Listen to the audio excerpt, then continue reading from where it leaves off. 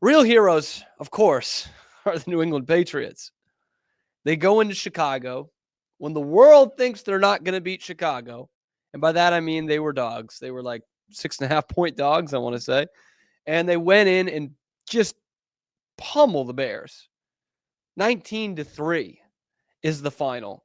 And it didn't feel that close because of how completely inept the Bears are. Holy mother. They need to fire everybody today. It is not getting better. They have the toughest schedule in football from this point on to the end of the season. They tried the sticking around with Eberflus thing. I think there was not a person in that stadium walking out in Chicago Bears colors yesterday afternoon that wasn't thinking it's time to fire Matt Eberflus. It is time. Because again, we talked about this the other day. Obviously Jaden Daniels has been the best rookie. And Washington, although losing yesterday, is still probably a playoff team, which is pretty incredible from where they were 2 years ago and last year. And won, I think, 4 games last year, the same as the Patriots. And looking at them, it's easy to think that, they were the most ready to win team right now with the rookie quarterback. But going into the season, that was not the case. The Bears were the team that was win now. You look at the weapons that Caleb Williams has, and it's Cole Kmet at tight end. It's DJ Moore. It's Roma Dunze, the top 10 pick at receiver. Keenan Allen, a little bit older, but still a good receiver, right? Mercedes Lewis, can you believe that? 19th year in the league. He's still playing. Not much of a difference maker. But all that to say, they had a good defense, and in some metrics, they're still top 10 in the defense. They have not stopped the run at all this year. That's why the Patriots exploited it pretty good. But good defense, good weapons, and the number 1 overall pick at quarterback, the most pro-ready guy of those first 3 taken. And the number 3 pick in the draft was supposed to be the most raw, like going to take a lot of time, project. Midway through season number 1, number 3 just outplayed number 1. Drake Maye was better than Caleb Williams yesterday. And probably been better than Caleb Williams since he's taken the field. Caleb had a nice 2-3 week span. Hasn't thrown a touchdown pass in his last 3 games. The Bears have not scored a touchdown on their last 22 drives. Spent 10 quarters since they've scored a touchdown. And Caleb looked terrible on Sunday, to be totally honest with you. His offensive line also stinks. It's probably not quite as bad as the Patriots. But when you look at that game film yesterday, just missing open guys left, right, and center. They were 1 for 14 on 3rd down. 1 for 14. And again, it's not like the Patriots played a good game defensively, but there were guys out there. And you could see the DJ Moores and the Cole Kmets just being like, what do we have to do to get the ball here? And Daryl Johnston mentioned it during the broadcast. He was saying, everyone's excited when the number 1 pick comes in and you got a receiving core like this. And, they believe in the guy and they're trying to build him up during, the preseason in the first couple games. He's getting his feet wet and they probably still think this is their guy. But when you're a veteran receiver and you're running the routes correctly and you're not getting the football after 6, 7, 8 weeks here, that's frustrating. And it's not that you don't believe in the kid, but it gets really frustrating to play with Caleb Williams when he can't hit open receivers. I'll tell you, Sunday, he couldn't throw the ball in the ocean from the boat. Just every time he was dropping back there, no confidence. They had one drive where they designed a couple of plays to get the ball out of his hands quickly. They got a couple first downs in a row. They ended up kicking their only field goal of the day on that drive. Only points of the game for the Bears came on that drive. And then after that, they abandoned it. And they kind of left him out there to dry a little bit. But the Patriots' coverage, from what we've seen this year, is not good enough to have 9 coverage sacks. They had 9 sacks. Man, did they get to 10?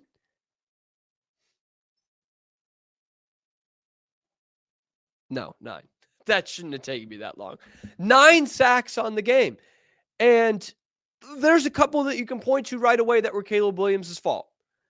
He just did not look like this tankathon quarterback, if you catch my drift. He did not look like a quarterback you would have tanked your whole season for in this game. Midway through season number 1, and quite honestly, he's regressing. Because a couple weeks ago, it looked like he had found his groove. And since the start of that Washington game, which of course they ended up losing, they have not scored a touchdown. They scored 15 in that game, 9 against Arizona, who was leading the NFC West, and 3 against the Patriots. You're talking about a team that is scratching and clawing for a playoff spot, and they've got the toughest schedule in the league remaining, and they couldn't even beat the 2-win Patriots at home. They couldn't score a touchdown against the 2-win Patriots at home. That is a disaster over there. An absolute disaster. And is it a better situation than the Patriots? Maybe just a little bit, because if you hit on the next head coach, then it could be, you could turn this thing around pretty quickly. In fact, much like the Bears did in Mitch Trubisky's second year. After they had benched him year 1, they won the division and made the playoffs year 2. But to me, right now, it looks just as bad because they're ready to fire their coach. I'm shocked as we are doing this at 11:08 Central Time live that Matt Eberflus has not been fired yet. His team had less penalties, and they won the turnover battle, and they lost by 16 points to the least talented team in the National Football League at home. Boy, what a mess. What a mess. Drake Maye vastly outplayed Caleb Williams, and it was a pretty pedestrian Drake Maye day. 15 of 25, 184, a touchdown and a pick. Nothing Hall of Fame worthy there. In fact, that pick he threw was terrible. It's the worst one he's thrown all season. And he should have thrown a second one. He probably also deserved a second touchdown pass with just how well he was playing throughout that game. But 15 of 25, 184, a touchdown and a pick. And he looked miles better than the number 1 pick. Caleb goes 16 of 30 for 120. That's it. 16 of 30 for 120. Jacoby Brissett can give you that in his sleep. And this is the number 1 pick in the draft. This is the franchise guy. Number 2 and number 3 are already better than him, and they've already beaten him head-to-head. Boy, this could get ugly here. And I'm, again, not saying Caleb Williams' career is over by any stretch, right? This happens. But it's a lot easier to handle in Jacksonville than it is in Chicago. And you heard the Boo Birds yesterday. They were all over the place around Soldier Field at the end of the first half, end of the second half. And what the Patriots were pulling off before the half looked like something that should be happening against them. Okay, because they got the ball at their own 40-yard line with 50 seconds left and a timeout, and they executed it perfectly. 22-yard strike to the Chicago 25 to Kayshon Boutte with 10 seconds left using the middle of the field, no timeouts. They get it there. They get up to the line. They spike it with 1 second left. And Chicago's got a guy running back. He's offside because he's not getting back when he knows they have no timeouts left. That should be happening to the Patriots, not for the Patriots. So that ends up being an extra 5 yards from the 20-yard line, 37-yard field goal, even in that wind, money. 3 extra points right there. And we didn't really know it at the time, but 13-3 was insurmountable for this Bears offense. They were not scoring 10 more points. At that point, they were 0 of 8 on third down. They finished 1 for 14 and sacked 9 times. There was no way that was happening. And I wanted to put the clip in here, but it might get flagged because it's NFL, because it's just highlights. But I'm telling you, the one thing I've been looking at with Drake Maye throughout this process here, and anytime you bring in like a young, raw, new quarterback to things, one of the big things I'm looking for is the game too fast for him, one, and two, is he hitting his open guys? And there were times where it looked sped up for Caleb Williams, but mostly he was not hitting open guys. It's not like these guys weren't getting open or he just couldn't thread needles in there. These guys were open. He wasn't hitting them. It was kind of fascinating to watch because I was watching Caleb a couple weeks ago when he had that 2 or 3 game stretch where he had 7 touchdowns to 1 pick. And he looks like, all right, this kid's figuring it out. This is the future kind of unfolding in front of us right now. I think Jacksonville was one of those games where he had a good, nice game over in London. And since then, it's been a disaster. And they show him on the sidelines. He's just like defeated, sitting back, doesn't know what's going on, almost putting his arms up without putting his arms up. And that's what's happening with Caleb Williams. Drake Maye, on the other hand, solid game, not his best one, but a huge part of his team winning that game because he perfectly executes that field goal at the end of the first half. He also had a touchdown drive right before that, where he even found a way to give Jalen Polk a touchdown. Tyreek Stevenson, the safety for the Bears. Remember that name, Scotty? Tyreek Stevenson? I think his most embarrassing play of the year was letting Jalen Polk score a touchdown. Not whatever that was in Washington at the end of the game. I think that's got to be the one that he's like, you've got to be kidding. How did I let that happen? Let Jalen Polk score a touchdown when I was in coverage.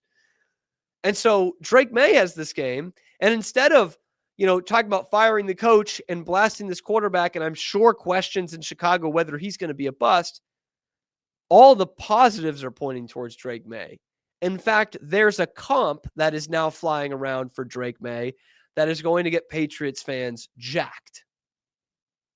Devon Godchaux turned some heads, opened some eyes when he compared the Patriots rookie, number 3 overall pick, to Josh Allen. He called Drake Maye Josh Allen 2.0.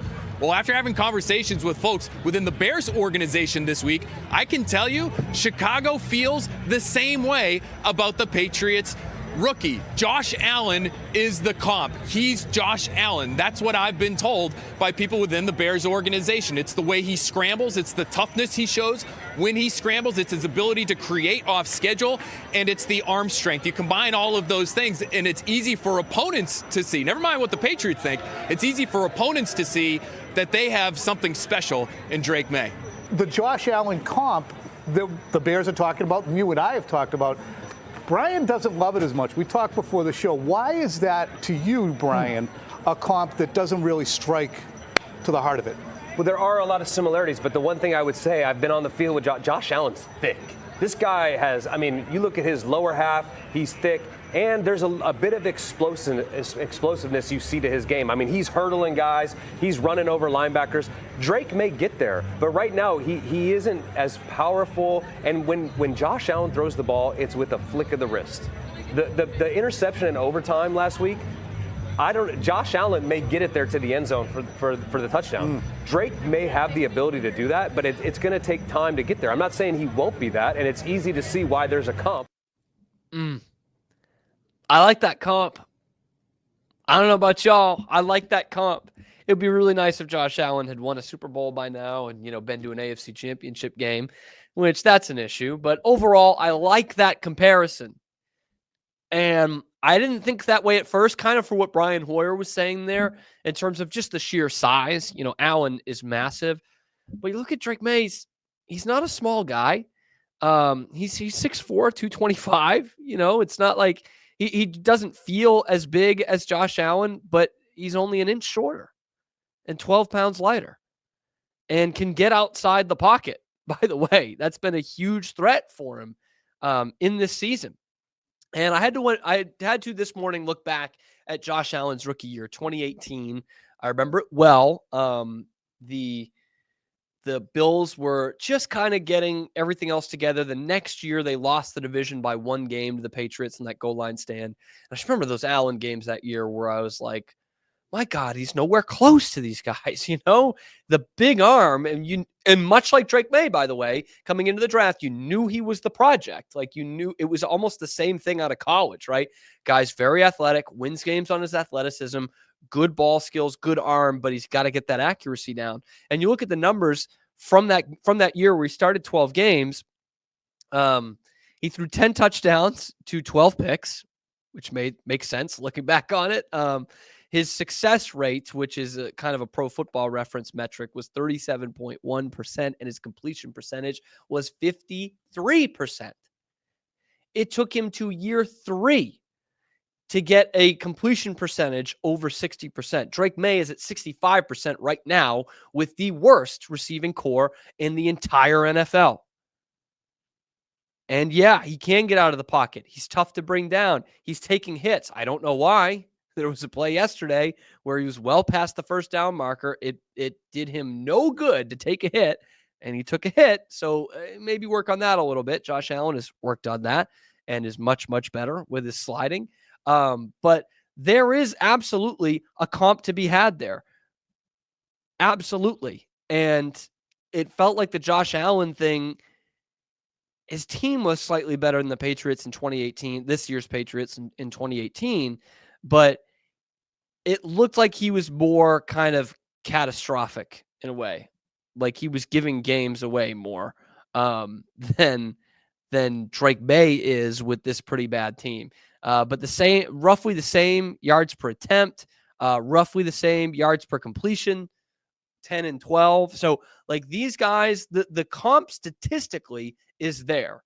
But what I really like to hear about it is not just the Patriots are saying it, but the Bears are saying it too.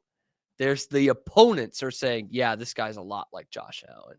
Man, tough to bring down, quicker than a hiccup, and he can fit it into some tight windows and can really deliver that deep ball. I mean, he had another deep ball yesterday that goes incomplete, but it's right there. It is right there for his guys. Scotty, what do you think about that? What do you think about that comparison? I know you've only seen a little bit of Drake Maye, but that comp to Josh Allen, one of the best quarterbacks in football. I think, and I am guilty of this as recently as last week on your show, I think perhaps we're a little too quick to comp rookies to top 3 or 4 quarterbacks in the NFL, right? I mean, maybe. Especially when guys like Josh Allen, there has never been another Josh Allen. You can't comp Josh Allen to anyone before him. Yeah, probably pretty tough. Loosely, I mean, who do you say? Yeah, I'd have Roethlisberger. He's way more athletic, No, you're right. You're right. So I just, but the fact that that conversation is happening and we're not saying that's insane is a really good sign for Drake Maye. Yeah, we're not laughing it off. Right. Now I'm a homer, but like I'm not laughing that off. Right. I don't think it's that crazy. Well, and as you pointed out, and I've shared this a couple times now on this show, fit and coaching matter so much, right? So Allen's numbers his rookie year are not great, and then they get the coaching right, with Dayball and McDermott, and that's a good point because I don't know that the Patriots. I don't think that's automatic here. Correct. Right. So I really don't. I'm really interested to see how the Patriots handle coordinators or even head coach going forward long term, and how that affects Drake Maye and how much he can elevate. Regardless if he's coaching. That's why I think the Bills might be cursed, by the way. I know Jets fans are thinking that about themselves, but the Bills really handled this thing right for the last 5 or 6 years. Like, I mean, one of the most well-run organizations in the league. Yeah. Like, truly, there's nothing I can point to and be like, well, yeah, if they didn't do that or they didn't have this guy there, there's nothing. Whereas the Jets, I mean, you could do it every year. Right. Every freaking year you could do that. And the Bills, I think, have like really handled it well from like 2019 on, and they still have not gotten to a conference championship game. Well, they keep running. That's incredible. I know, and that stinks. But like you got to figure one of these years, maybe Mahomes will get hurt or something. But now I don't know if the Bills are really a Super Bowl team right now. That's the thing. I think they probably lost enough talent that they're not quite there. But you also can't write them off, though. They're sitting at 8-2. They're going to win this division. They're going to walk away with this division. There's nobody else that's above 500 and what was supposed to be the best division in football. The Bills are going to walk away with it. Who do they play it's Kansas City next week. Yeah, that's the game of the week next week. That's going to be unbelievable. And they've hurt Kansas City a few times in the regular season, but not where it counts.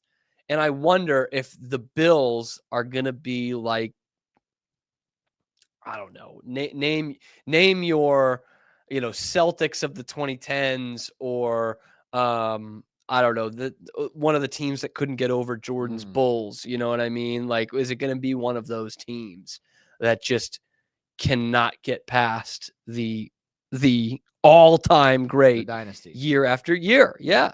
I just remember that those 2010s when LeBron went back to the Eastern Conference, teams were like starting their rebuilds based off this. There was no way they were getting past them. Toronto was that way until the year LeBron left, right? I mean, the year he left, and they win the title. They go all in and win the title. So I wonder if that's what the Bills are going to fall to history, I guess. But the thing with Josh Allen is he is a top 5 quarterback in this league, I think. I mean, easily. I don't know. In that sense, the way the NFL is now, they should be competitive for years and years and years. And maybe this is just the beginning of Josh Allen elevating the rest of his roster. You know what I mean? I'll put it this way, Cam. As a Dallas Cowboys fan, I would much rather be the Bills with Josh Allen any day of the week, 360 You know what's days funny? a year. But here's the other thing I was going to say. I would rather be the Patriots right now because Dallas. At least I'm just being honest. And you're on that path. Well, least, just because the Dallas is overpaying a mediocre quarterback that's now hurt again, and there is no optimism moving. The Cowboys are locked in limbo. Yeah. And the Patriots are at least rebuilding. Right. And you like what you've seen so far from the project quarterback. Yes. Yeah. Yeah. When your concern is, do they have the right coach in place? It's not fun, but it's a better situation than, do they have the right coach? Do they have the right GM? Do they have the right owner? Do they have the right guys under contract? Like, that's a lot, and you can't change the owner. Unfortunately. And look, I have not been happy with what the owner has done in New England recently, to be quite fair. But when you have the quarterback, that is the biggest hurdle. Yep. The biggest hurdle. If you have the quarterback, you are on the right path. No doubt. Of that, there is no doubt. And what's been proven time and time, and every show says this and everywhere in America, the formula right now is you hit on a rookie and you pay everybody else, or you get a Mahomes and Allen, you pay them, and they're good enough and they elevate everyone else. They're good enough to keep you up there. Cowboys are neither. Yep, they have a quarterback that does not necessarily make his team better. And they're paying him more money than any quarterback in the history of football. Ooh. Boy, the Cowboys. I mean, we talk about the Bears being a disaster. My God. I had some enlightening point on Josh Allen, but I don't remember what it was. It's about the Bills. I don't know. Like, are the Bills a Super Bowl contender? I don't know how this got bogged down into a Bills thing as we talked about the Josh Allen comp. But, speaking of, the last thing, because we'll go to the Celtics next. The Bills and the Cowboys, I thought, were in roughly the same boat coming into the season. Both with talented rosters, have won a bunch of games the last few years, but both ones where I said their actual real window is probably closed. They can screw around and make it to a conference championship game, which neither of them have done, by the way. So that's even a stretch there, but both their windows are probably closed and they're in limbo as to looking what they can do and what you've learned, injury notwithstanding, because this is what we learned before the injury. The Bills are like, okay, we can soft rebuild this thing with our quarterback. The Cowboys, I don't think can. I don't think they can. And I'd argue, having watched and one's really good and one really sucks. Well, and here's where your preseason evaluation was a little off. Okay, I think the Bills are still very talented. Mm-hmm. I can name the talented, a lot of guys. Kind of like you've talked about the Patriots talent right now. I can name the talented Cowboys on one hand. It's Michael Parsons, Trayvon Diggs, CeeDee Lamb, and second-year guard Tyler Smith. And really, I mean, Dak's got some talent, but okay, but again, for what you're paying, I mean, we're splitting hairs. You know, the Cowboys roster, and we're talking about rosters around quarterbacks, right? Is entirely underperforming what Jerry Jones would have you believe they have talent-wise. If you take Whereas CD out of the Bills- receiver room, it's just as good as the Patriots. Like, I really don't think it's that but far off, my man. point being, the Bills have Yeah. moved on from some guys, but the guys they've brought in have ended up their talent Being good enough. Their talent evaluation is great. Whereas I would say, I would not say that for Dallas. Yeah. Well, the real problem is they haven't gotten the GM part right. Wonder why. In terms of free agency and who to re-sign and what the market value is and what these trades are. They haven't gotten any of that part right because they've actually drafted pretty well if you look at the last 10 years or so. Yes. And that's why I was like thinking about the Jonathan Mingo trade. I was about to bring that up. Yeah. They gave out a 4th round pick, and you go down the list. I mean, they do well in the 4th round. Dak was a 4th round pick. You know what I mean? Like those aren't just ones you throw around like candy. And here they are giving it up for a guy who has the lowest yards per attempt for his targets in the entire league. By a lot. Which leads me to think of this Kendrick Bourne situation. Linking it back to the Patriots a little bit. Kendrick Bourne gets told the day before the game, hey, we're probably not going to play you tomorrow because we want to prioritize our young receivers. And in a vacuum, okay, you're going to rebuild. That kind of makes some sense. But when you really look at it, Kendrick Bourne is signed through next year. So it's not like he's on an expiring deal. You've got him for next year. And so you want to build some chemistry with your quarterback with the young, cheap receivers, sure. But he is going to be playing with this guy next year. So the next, 20 some odd games of his career, he's going to be playing with Kendrick Bourne under contract. And you just had the trade deadline and you kept him here. Why then? Because I know there could have been some market for Kendrick Bourne by evidenced by Jonathan Mingo getting traded for a 4th round pick. Facts. Yeah. I mean, sorry, Kendrick Bourne's a better receiver and has proven to be over his career. Easily. So it's not like there was no market for him. It's not like you could have gotten nothing for him. You kept him on this team for a reason, but what is that reason? Because you're sitting him in this game. I don't understand that. And I know this isn't the easiest thing to do because it's a coach in his first year and he's not the greatest coach of all time and it's a different situation. But Belichick would have never done something like that. Never. It's the accountability thing. If you're better than the guy behind you, you're playing. It doesn't matter your status. It doesn't matter what the team is necessarily going for. The guy who is the best, the most dependable is going to play. And I just never could have seen a scenario where Belichick would have said, no, we got to get some young guys more touches. But Jalen Polk isn't as good a receiver as Kendrick Bourne. Javon Baker's not as good a receiver as Kendrick Bourne. KJ Osborne is not as good a receiver as Kendrick Bourne. He would have never done that, ever. And what did it work out to be?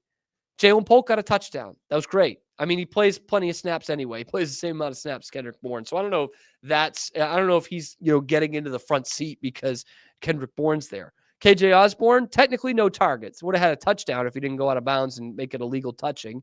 Javon Baker, I don't even know if he took a snap at receiver. He was back there for some kickoffs. Tyquan Thornton, young receiver, inactive. So I don't know what it did for you at all, but you got the win. We are Rogue Media Sports.